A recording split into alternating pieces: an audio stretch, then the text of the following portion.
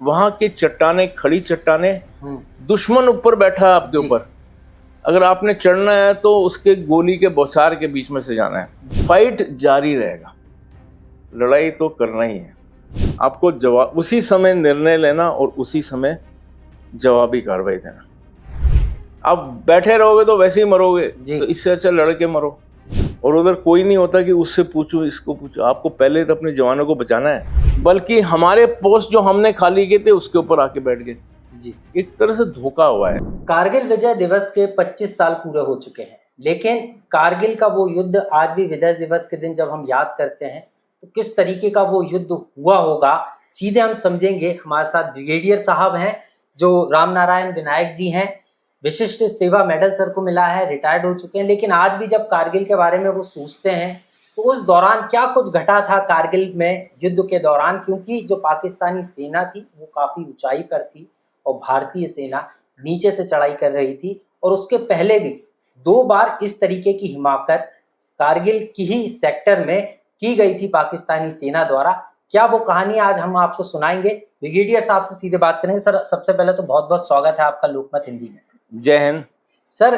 क्योंकि 25 साल हो गए हैं, लेकिन आज भी जब कारगिल विजय दिवस की बात आती, कई लोगों को शहादत देना पड़ी, सेना के कई जवान शहीद हुए, लेकिन उसके बावजूद भी भारतीय सेना के पराक्रम से ये बड़ा युद्ध जीता गया और आज उसकी 25 साल हो गए विजय दिवस के रूप में हम लोग सेलिब्रेट कर रहे हैं।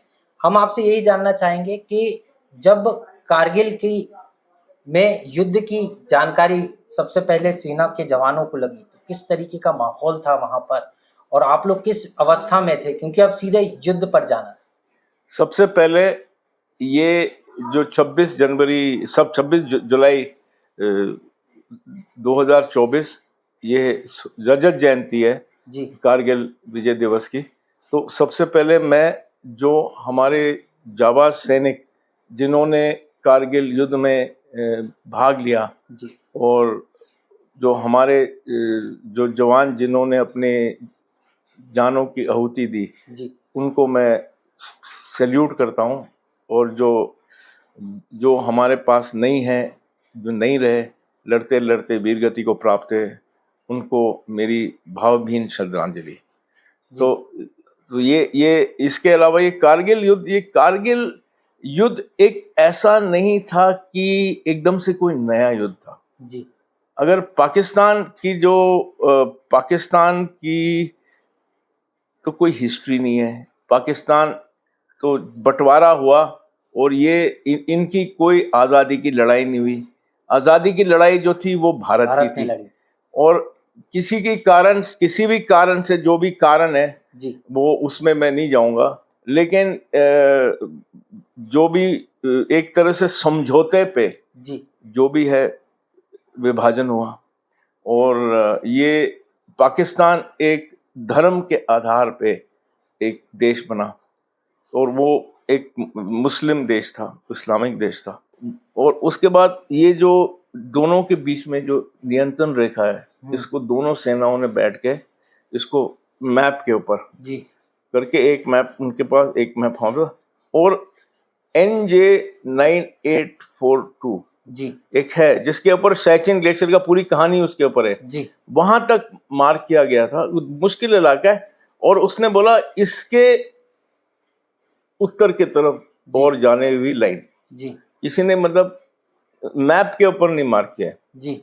मैप पे है, लेकिन आप बोलो कि अब यहाँ तक ये है, इसके बाद ये पूरा नॉर्थ की तरफ जी, उसका फायदा उठा के, क्योंकि इसमें नहीं था, तो पाकिस्तान क्या करने लगा, आस्ते आस्ते ये ग्लेशियर के तरफ, सैचिन ग्लेशियर के तरफ इन्होंने अपने वो जो फॉरेन के जो पर्वतारोहण इन लोगों को वो परमिशन देते थे जी। इसका जब हमको पता चला जी, तो मतलब अगर हम छोड़ दे तो वो इलाका वो ले जाएंगे। पहले ही उन्होंने एक एरिया दे रखा था जी, चाइना को, सक्सकाम वैली तो दे रखा है जी, जिसके ऊपर वो पूरी उनकी रोड आ रही है सैचिन से कराची तक, जी, ओपेक, जी, है ना।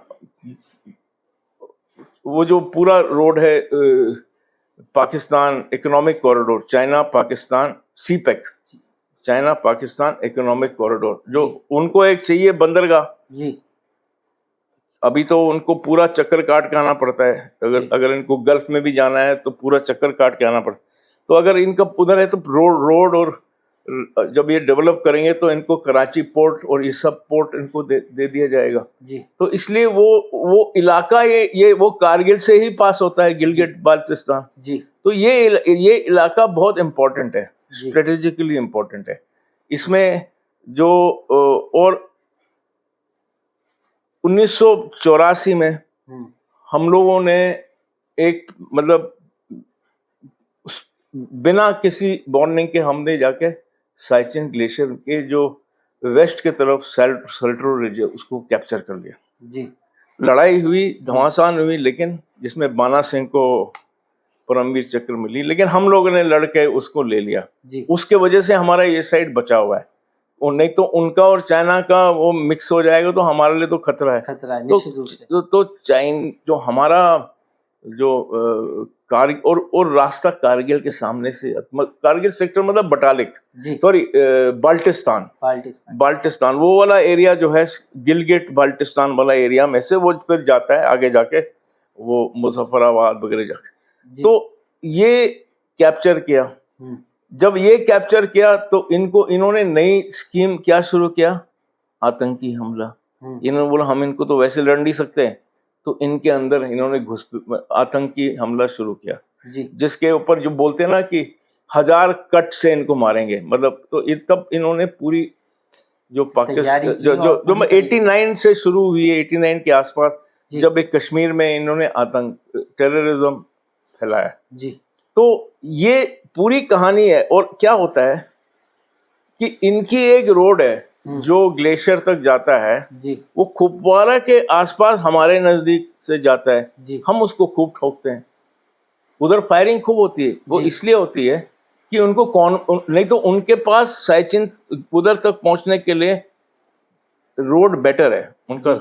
हम लोगों को पहुंचने के लिए हेलीकॉप्टर का इस्तेमाल लगता है। हमारा रोड कुछ हद तक बहुत दुर्गम है, तो उनके पोस्ट आसानी से मेंटेन होते हैं, हमारे पोस्ट मुश्किल से मेंटेन, हमारे ज़्यादा पैसा लगता है, बहुत खर्चा होता है ट्रुप्स की, मतलब लेकिन वहाँ पे एक पोस्ट नहीं हो सकते हैं। तो वैसे ही जब ग्लेशियर से आओगे तुर्तुक, बटालिक, फिर कारगिल, द्रास, फिर उसके बाद जोजिला आता है, फिर आप आ जाते हो कश्मीर वैली में।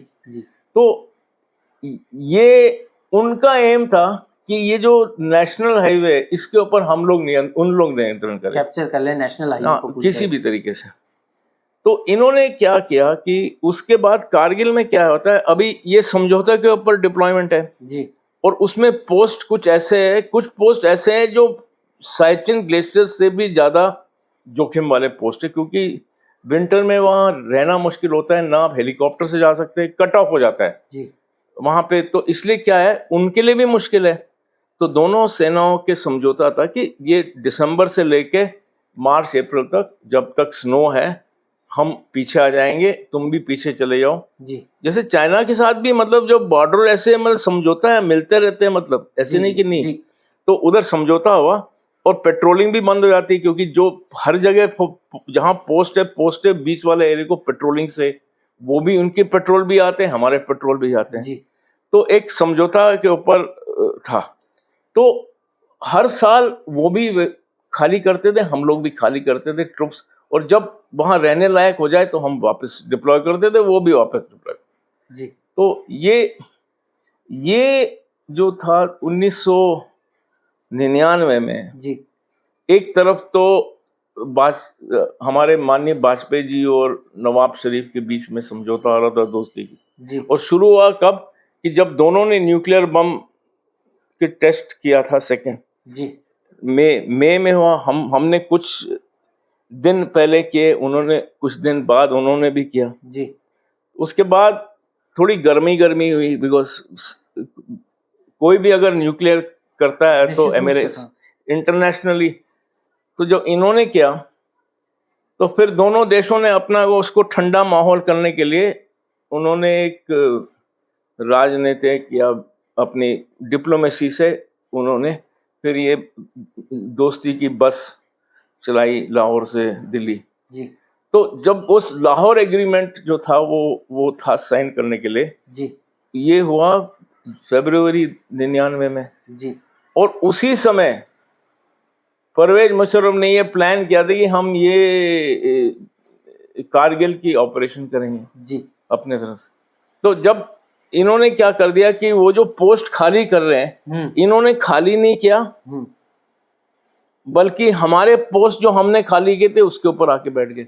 जी एक तरह से धोखा हुआ है, मतलब जी। मैं इंटेलिजेंस फेलियर भी नहीं बोलूंगा, जी ये एक तरह से धोखा हुआ है। जी और इसलिए पाकिस्तान के तरफ जब हम लोग कुछ भी समझौता करते हैं तो एक समझ लेना चाहिए कि वो झूठा है। सर, जिस समय का आप जिक्र कर रहे हैं, मैं वही समझना चाह रहा था कि जैसे ही सेना में, क्योंकि आप तो वहाँ पोस्ट पर थे, हाँ। जैसे ही पता चला कि पाकिस्तानी हाँ, तो सेना ऐसा- ने भारतीय हाँ। सेना की जो पोस्टें हैं यहाँ पर उन्होंने कैप्चर कर ली हैं, तो फिर आपको उस समय क्या निर्देश आदेश आए थे और अच्छा, किस तरीके से आप लोग? ऐसा था जी ऐसा था कि मैंने बोला हम लोग डोडा के तरफ थे, जी और 3 मई को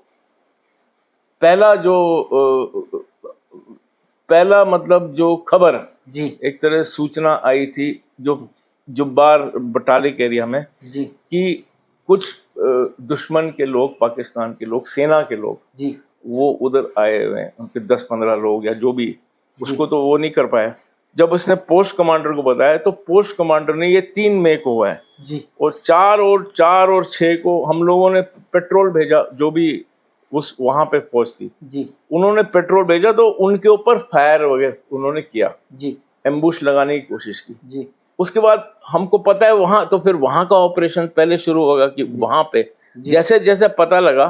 लेकिन उसके बाद क्या हुआ कि बटालिक एरिया में था, उसके बाद द्रास एरिया में था, जी कुछ कुछ जब पेट्रोलिंग करते रहे, जी जब कारगिल एरिया में जो कक्सर वगैरह में जी जब पेट्रोल गए तो उनके ऊपर फायर, इन बीच में इन्होंने कारगिल एमिनेशन डंप, हमारी एमिनेशन डंप है कारगिल में बहुत बड़ा, जी उसके ऊपर इन्होंने गोलाबारी की थी जी पहले ही, मतलब 9, 10 या 11-12 में। जी उसके बाद 14 तारीख को जो हमारे, मेरे ख्याल से ये डेट्स में गलत हो सकता हूँ, जी जी सौरभ कालिया, सुना होगा, जी जी कैप्टन सौरभ कालिया, लेफ्टिनेंट सौरभ, उनके जो पेट्रोल गई थी, जी वो एम्बुश हो गया उनको, वो बहुत बड़ी तादाद में थे। जी तब पता चला कि भाई ये तो पूरे, मतलब 100 किलोमीटर के ऊपर ये पाकिस्तानी सेना है। जी फिर तब हम लोगों को मतलब ये सब तो करते करते जब हो गया तो मई का महीना निकल गया, तो जून में ये डिसाइड कर लिया था भी ये इसमें तो पूरी ऑपरेशन करनी पड़ेगी जी। और तब जाके एडिशनल फोर्सेस जी जो वैली है, कश्मीर वैली से भी मूव किया गया जी। बाकी जो आर्मी हेडक्वार्टर रिजर्व है जी हमारे रिजर्व रहते, ऐसी बात नहीं कि जो दूसरे एरिया से, ईस्ट से, जी आसाम उधर उस एरिया से हमारे जो फोर्सेस थे, और खास करके तोपखाना, जी तोपखाना तो एक्स्ट्रा हो सकता है, तोपखाना ऐसी चीज है, तो इनको उन्होंने बोल दिया, तो पूरी बैटल, मतलब एक तरह से बैटल करने के लिए इन्होंने पूरी जो हमारी जो वहाँ की आर्टिलरी को एक्स्ट्रा आर्टिलरी मूव करने चले गई, बोफर्स, खास करके बोफर्स गन, हाँ, जी ये लोग, और वो था। और ये सब आप देख लीजिए कि जोजिला प्रास बंद होता है जी, और ये बहुत लेट जाके जून और जुलाई में खुलता है, मई में नहीं खुलता है जी। तो जिसलिए जून आप बोलोगे कि मई और जून के बीच में क्या है, हाँ, हम लोगों को आर्टिलरी घुसाना था जी। तो वो बड़ी चुनौती का काम भी होगा, बहुत चुनौती का, क्योंकि जोजिला पास तो पार नहीं होंगे तो कैसे करोगे जी। तो इसलिए फिर आर्टिलरी डिप्लॉय हुई और फिर प्लानिंग की गई हर लेवल से, फिर लड़ाई होते गई। और दूसरा बड़ा मुश्किल था, एयरफोर्स को भी लगाया गया जी। एयरफोर्स ने शुरू में काम, मैं नहीं बोलता हूँ कि काम बहुत अच्छा किया, एयरफोर्स आने से क्या है, थोड़ा मनोबल बढ़ता है जी। लेकिन अगर हमको उनके ऊपर लड़ाई देनी थी और स्कार्डू में बम्बार्डमेंट करना था, लॉन्ग रेंज बम्बार्डमेंट, तो एयरफोर्स ठीक है जी। लेकिन हमको बोला गया था कि नियंत्रण रेखा नहीं क्रॉस करेंगे जी। नियंत्रण रेखा नहीं क्रॉस करेंगे, मतलब हवाई जहाज, एक तरह से एयरफोर्स के ऊपर बहुत बड़ी, मतलब एक उनका हाथ बांध दिया था जी। तो इसलिए क्या बोलते हैं, वो 2 एयरक्राफ्ट भी हमारे डिस्ट्रॉय हो गए थे डिस्ट्रॉय, एक दो MiG-21 और एक हेलीकॉप्टर भी। जी तो इसलिए ये जो तो फिर पूरा मतलब डिपेंडेंसी जो गोला बारूद और वहां की चट्टाने, खड़ी चट्टाने, दुश्मन ऊपर बैठा है आपके जी ऊपर, अगर आपने चढ़ना है तो उसके गोली के बौछार के बीच में से जाना है। जी तो ये स्थिति देखने के बाद हम लोगों ने आर्टिलरी की खूब फायरिंग की जी उनको, मतलब उनके बंकर वगैरह, और आर्टिलरी बहुत इफेक्टिव होता है। जी हमारी आर्टिलरी ने बहुत ज्यादा काम किया है। सर, एक कहानी और है इससे जुड़ी हुई, क्योंकि संदेश पहले से आ रहे थे, सेना के कई लोगों को पता था, आपको भी जानकारी थी। वो कुछ बलूच भाषा का या कोई और भाषा का उपयोग करके एक दूसरे को ये ट्रांसलेट करके संदेश पहुंचा रहे थे। तो उस समय कैसे वो संदेश आप तक पहुंच रहे थे और आप लोगों ने कैसे सेना के देखो, जब ये मैं तो फरवरी में ही हमको ऐसे रेडियो सेट में हम लोगों ने पकड़ा जी, लेकिन हम लोग दूसरे एरिया में थे उस समय। आतंकी भी फॉरेन टेररिस्ट आ रहे थे जी, तो बोल रहे थे कि अफगानी है, ये है, वो है। उस समय तो यही, पहले लोकल टेररिस्ट है, एक तो लोकल टेररिस्ट है, फिर पाकिस्तानी होते हैं, फिर उसके बाद अफगानी आने लगे जी, एलईटी आने लगा। पहले एलईटी नहीं था, पहले हिजबुल मुजाहिदीन था जी। तो ये टेररिस्ट ग्रुप के बीच में भी इतना तालमेल नहीं है। वो थे लोकल टेररिस्ट को आसानी से मिलता है जी, फॉरेन टेररिस्ट को अपने लोगों के साथ कोई लेना देने नहीं जी, वो बहुत बदतमीजी करते थे। तो इसलिए हमको लोकल से खबर मिल जाता था जी। तो उस समय बहुत कुछ कोशिश की गई इलेक्ट्रॉनिकली, लेकिन उससे पहले ये पता चल गया कि वो घुसे थे। ये नहीं उन्होंने सोचा कि ये उस लाइन में, नहीं तो फरवरी से भी शुरू कर सकते थे जी। लेकिन वो देखो, कोई भी चीज बाद में सोचना बड़ा आसान है जी, उस समय हमने सोचा नहीं था, सोच ही नहीं पाए जी जी कि ये होने वाला है जी। तो सर, जब वहां पर जो तमाम घटनाक्रम था, सेना के जवान जा रहे थे, एयर सपोर्ट इतना मिल नहीं पा रहा था क्योंकि एलओसी क्रॉस नहीं करना था, आप जैसा कि बता नहीं, लेकिन एयर सपोर्ट मैं बता रहा हूँ जी, ये पूरा मई का महीना जी हम लोग वहीं पे थे, डिप्लॉयड थे जी। रातों रात हवाई जहाज की आवाज जी, ये IL-76 ये पूरी मतलब हवाई जहाज ले की तरफ हमारी सेना को मतलब एमिनेशन, मतलब जो ट्रुप्स भी दूसरे जगह से आए हैं जी, जोजिला पास बंद है जी, तो उनको कहाँ से पहुंचाएंगे जी, बाय एयर पहुंचाएंगे जी। तो एयरक्राफ्ट के लॉजिस्टिक सपोर्ट बहुत गया है, पर रातों रात चलते रहते थे हवाई जहाज जी। हम सोचते थे यार इतनी हवाई जहाज कहाँ जा रही है जी। फिर पता चला कारगिल, जब कारगिल के बारे में पता चला फिर हम भी सोचने लगे भी हमारा रोल क्या है जी। उन्होंने बोला कि अभी तो जंग छिड़ गई है जी। तो जो वहाँ जो देखो, हमारे जो इंटरनल सिक्योरिटी तो पुलिस का काम है जी, हमारे फोर्सेस आतंकी के पीछे लगे हुए हैं जी, फिर उधर भी हमारा कंट्रोल है जी। हम सोच रहे हैं इनको छोड़ेंगे तो ये यहाँ गदर करेंगे जी। तो वो हमारा और मेरी जो खास करके यूनिट थी जी, मैंने बोला एक एयर डिफेंस रेजिमेंट था जी, लेकिन ट्रूप्स कम होने के कारण हमको इन्फेंट्री रोल में भेजा था जी। तो हमारा रोल जो मेन, अगर मान लो पाकिस्तान की बॉर्डर और जंग इस तरफ खोलना है, हम लोगों ने तो फाइटिंग फॉर्मेशन के साथ जाना है जी।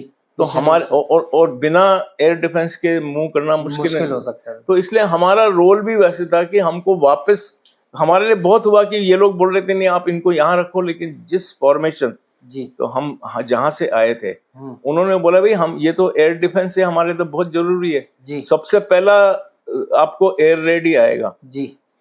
1971 जहाँ पे भी लड़ाई हुआ सबसे पहले एयर रेड उन्होंने हमारे एयरफील्ड्स में मारे जी। तो एंटी एयरक्राफ्ट तो भाई दुश्मन के हवाई जहाज को मारने के लिए जी, वो है हवा।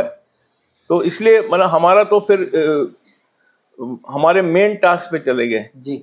मेन टास्क पे गए तो हमको ऑर्डर मिल गया कि भी आपके रडार भेजो जम्मू जी, क्योंकि वो जंग छिड़ने वाले तो क्योंकि हमारे आधुनिक रडार थे तो वो उधर मिल गया। लेकिन उसके बाद वही एलओसी क्रॉस नहीं करना, इधर नहीं करना, वो सब पाबंदियां आ गई। फिर तो ये मेन लड़ाई थी उनको खदेड़ना जी, उसके ऊपर ज्यादा जोर था जिसमें बहुत हमारी इन्फेंट्री को बहुत ही मतलब नहीं सर, कई सैनिक शहीद हो रहे थे, वो ऊपर थे और जैसे कि कारगिल की बहुत दुर्गम पहाड़ियां हैं, ऊपर होने के बाद लगातार अब वहां से आर्टिलरी से फायर किया जा रहा है, आप लोग घिरे हुए हैं, कई जवान शहीद भी हो रहे थे। ऐसे में सेना का मनोबल कैसे बढ़ता था? क्योंकि आप इस बात को भी कह रहे हैं कि जब ऊपर से 50 गोलियां चलती थी और हमारी एक गोली पहुंच पाती थी, एक जवान उनका शहीद होता था, हमारे कई जवानों को गोली लगती थी। तो बड़ा मुश्किल रहता होगा। नहीं, मुश्किल नहीं, उसमें तो भाई ऐसा है जी, उसमें मैं तो हमारे भारतीय सैनिकों को जी मैं सैल्यूट करता हूँ कि हमारे पास इतने अच्छे जवान हैं। भारतीय सैनिक जो है वो, मैं क्योंकि मैं पहले भी देख चुका हूँ, जी वो जान देने के लिए तैयार है। हम्म इसलिए तो इसलिए एक तो मेरा ये संदेश मैं देना चाहता हूँ, सेना को के साथ कभी पॉलिटिक्स मत खेलो, जी हमको अपने पॉलिटिक्स में मत लाओ। हम देश के लिए है, हम देश के लिए लड़ेंगे। हम इलेक्शन जिताने नहीं आए, हम देश को जिताने आए। जी तो निश्चित रूप से सर। ये एक समझना है, क्योंकि क्या होता है कि यही तो चीज है जो हमारे आदेश पे जो सैनिक है अपना जान देने जाता है। सैनिक है हमारे, मैंने बोला ना, हमारा कोई लिखित आदेश नहीं है और हम लोग उसके साथ जाते हैं। हमारे में ये नहीं है कि भाई तुम लड़के आओ और हम यहाँ बैठे हैं, हम भी साथ चलेंगे, तुम चलो मेरे, फॉलो मी, जी चलो मेरे पीछे। तो वो लोग आते हैं, लड़ते हैं, साथ रहते हैं। हमको देख के उनका मनोबल बढ़ता है। उनको देख के आखिर में उनके बगैर तो हम लड़ ही नहीं सकते। निश्चित रूप से नहीं सर, वही सिपाही, कई बार सिपाही घायल हो जाते थे, घबरा जाते हाँ, थे, तो उस समय नारे भी लगाए जाते थे। कोई जय काली के नारे लगा रहा है, कोई हाँ, भद्रकाली कह रहा है, गाली भी दे रहे हैं। हाँ, तो वो जो सिनेरियो रहता था, क्योंकि आप तो रहे हैं, तो वो कैसा सिनेरियो है वो भी वो दर्शक। ऐसा है कि देखो, वो बहुत ही मतलब उसमें तो आदमी, जुनून होता है आदमी में, और ये लोग अलग रहते हैं। आपके मतलब आपके पास 100 आदमी है, जी 100 में से 10-15 आपको ऐसे मिलेंगे जी जो बिल्कुल ही जान देने के लिए तैयार है। उनके लिए देश सबसे पहले और पहले है। जी तो मतलब उस समय हम कुछ नहीं बोल सकते हैं, क्योंकि आप कैसे आप आगे करने वाला हो, ये ऊपर वाले की शक्ति होती है। जी मैं तो इसलिए बिलीव करता हूँ कि ऊपर वाला जो है ये साथ रहता है हमारे। इसलिए हम लोग शुरू करते हैं तो हम लोग पूजा करके शुरू करते हैं कि हमारा मंदिर परेड होता है।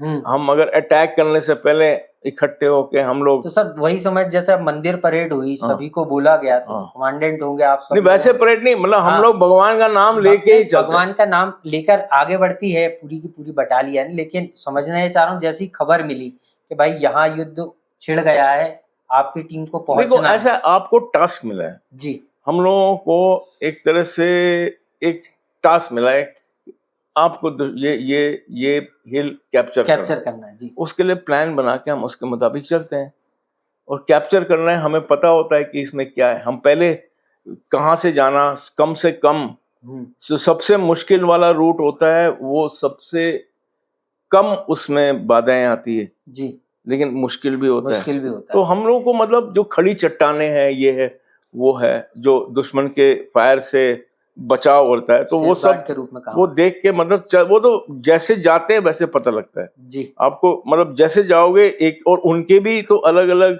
ये नहीं कि सिर्फ ऊपर पहुंचना है, उनके भी आगे बैठे हैं, जी तो एक एक करके पोस्ट कैप्चर करके लड़ाई करके फिर ऊपर पहुंच जाते हैं। सर एक चीज और समझना चाह रहा था, क्योंकि जब युद्ध जीते उसके बाद बहुत तरीके की कहानियां आई, कई वीर जवान जो है इस विजय के पीछे उनको शहादत देना पड़ी। लेकिन जब हम पोस्ट पर पहुंचने वाले थे, उस समय के भी कुछ दृश्य थे, कुछ लोग थे, कुछ जवान थे जो एकदम पोस्ट पर पहुंच गए थे, लेकिन कैप्चर करने में काफी परेशानी आ रही थी, क्योंकि वो हिल पर थे और लगातार वहां से फायरिंग हो रही थी।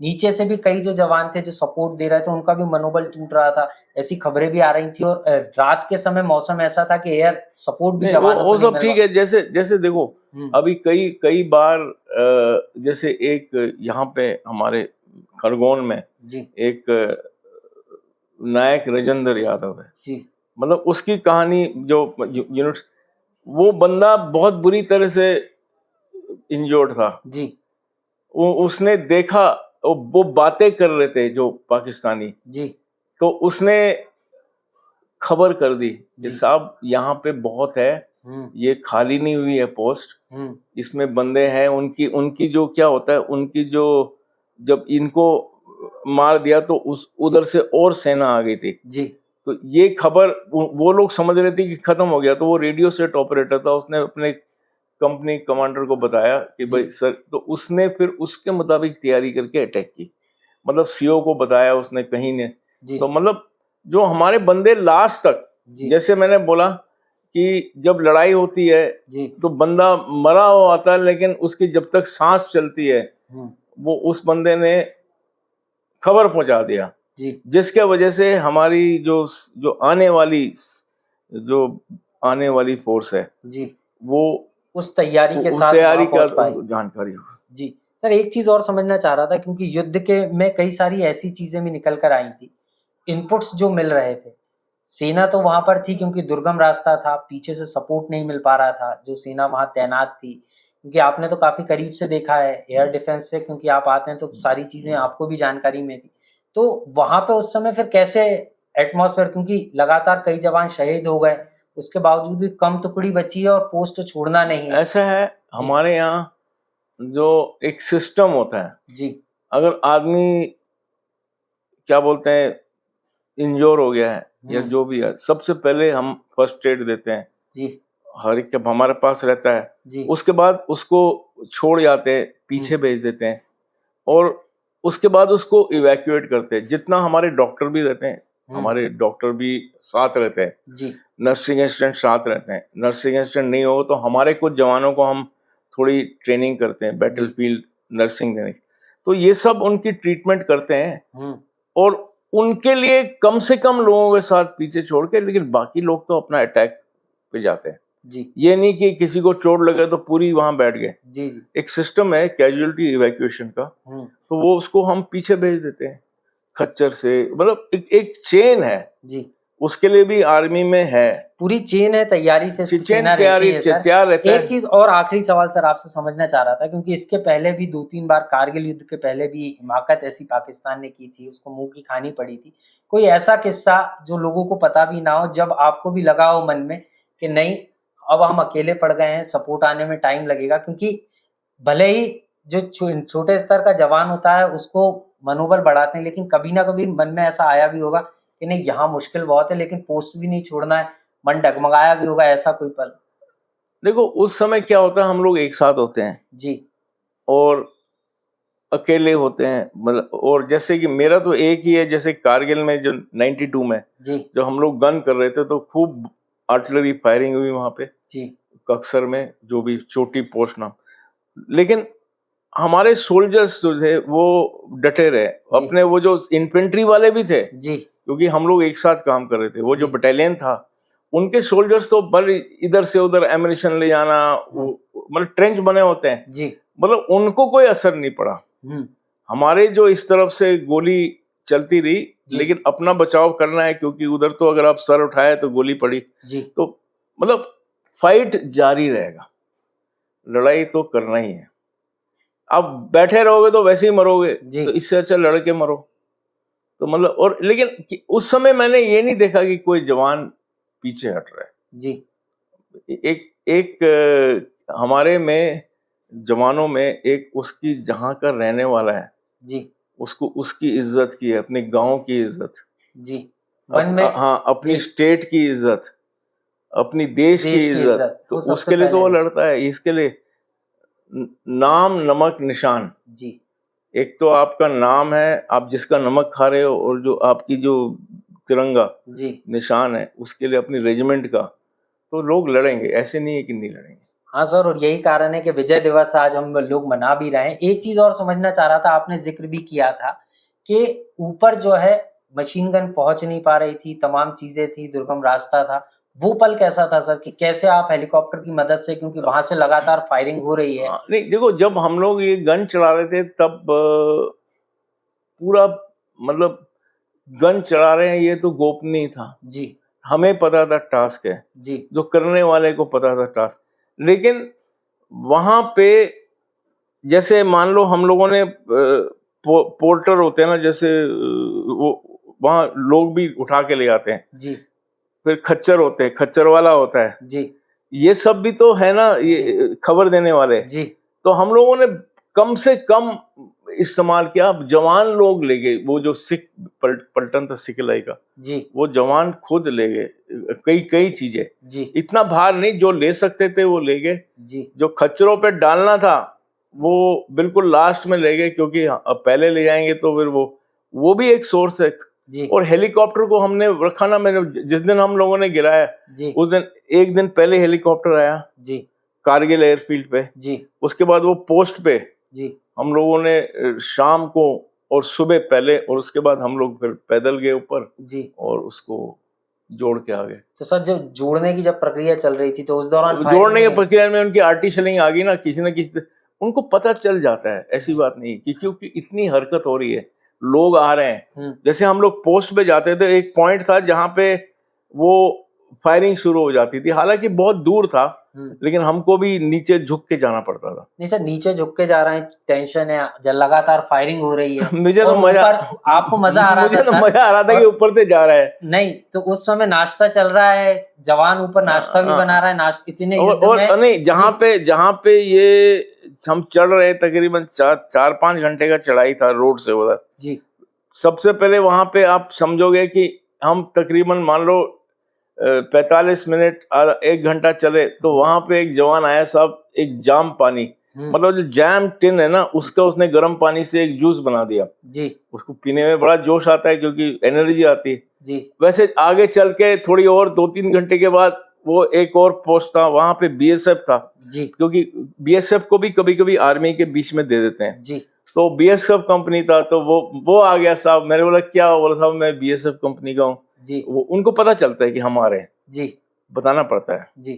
तो फिर जब हम पहुंचे तो उसने भी कुछ मतलब हमको जाम पानी दे दिया जी। तो मतलब उससे हमारा और मनोबल, उससे बातचीत। और दूसरी चीज, जब आप जाके किसी को मिलते हो ना, दूसरे आदमी को देख के उसका हौसला बढ़ता है, और खास करके अफसर को देख के, जवान अकेला है जी। तो उसका हौसला बढ़ जाता है। उससे हम लोग भी ऐसे नहीं कि हम लोग बात करते हैं अपने जवानों से, हमको उसको मतलब ऐसे नहीं कि हम लोग ऑर्डर दे के उसको बड़े प्रेम से मजाक से ऑर्डर दे के मतलब बात करके, हम लोगों का जो फाइटिंग है जी।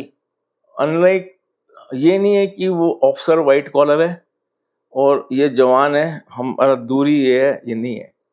हम सीना में लोग सब एक है। एक तो सर वो हम लोग अगर यहाँ पे भी अगर मैं जाऊं और मेरा ड्राइवर बैठा हुआ, मैं जब तक उसको खाना नहीं मिलेगा ना, मैं नहीं खाना खाऊंगा जी। और उल्टा भी है, जवान भी जब तक अफसर नहीं खाएगा खुद नहीं खाएगा। बड़ा वो जैसे मेहमान नवाजी होता है ना कि जी। आप पहले आप ये बड़ा होता है फौज में। और सर यही कारण है जब युद्ध जैसी परिस्थितियां बनती हैं तो एक दूसरे का सपोर्ट भी जो है सेना के जवान परिवार की तरह करते हैं। और सर जो आप जिक्र भी कर रहे थे, नाश्ते की प्लेट लगी है, फायरिंग वहां से हुई, तो उस समय नाश्ते की भी फिक्र भी और जवाब भी देना है। मुझे तो नाश्ते की ज्यादा फिक्र थी। हाँ। और क्योंकि हमें ये नहीं पता था कि कितनी तादाद में, वो तो जब बरसने लगे हाँ। तब पता चला। तो फिर ठीक है, फिर तो देखो आप बैठ नहीं सकते, आपको जवाबी कार्रवाई के लिए अगर आप बैठ, या उधर बैठने का टाइम नहीं है, आपको जवाब उसी समय निर्णय लेना और उसी समय जवाबी कार्रवाई देना। और उधर कोई नहीं होता कि उससे पूछो इसको पूछो, आपको पहले तो अपने जवानों को बचाना है। निश्चित रूप सबसे सबसे अगर आपने अपना डिसीजन लेना है और उसके बाद ऊपर वाला है आपका साथ देगा। निश्चित रूप से मैं तो बोलता हूँ फॉर्च्यून फेवर द ब्रेव, मतलब दिलोरों के साथ भगवान रहता है। निश्चित रूप और रहता ही है, इसलिए भगवान को हम लोग काफी मानते हैं, फौज मानता है। बहुत बहुत शुक्रिया सर हमसे बात करने के लिए। तो सर ने आज हमको कारगिल की पूरी कहानी सुनाई कि किस तरीके का मंजर उस समय वहां पर था। और खास तौर पर अगर हम बात करें तो सेना के जवान जो हैं निराश नहीं थे। हालांकि विपरीत परिस्थितियां जरूर थी, लेकिन वहां पर जिस तरीके का मंजर था उस दौरान भी सेना के जवान नाश्ता भी कर रहे थे और जवाबी कार्रवाई भी कर रहे थे और एक दूसरे का सपोर्ट भी कर रहे थे। और यही कारण है कि कारगिल का युद्ध भारतीय सेना ने विपरीत परिस्थितियों के बाद भी जीत के दिखाया। और यही कारण है कि आज जो है पूरा देश 25 साल यानी रजत जयंती के रूप में इस दिवस को विजय दिवस के रूप में मना रहा है। लोकमत हिंदी में इतना ही। मुझे दीजिए इजाजत और देखते रहिए लोकमत। नमस्कार। जय हिंद।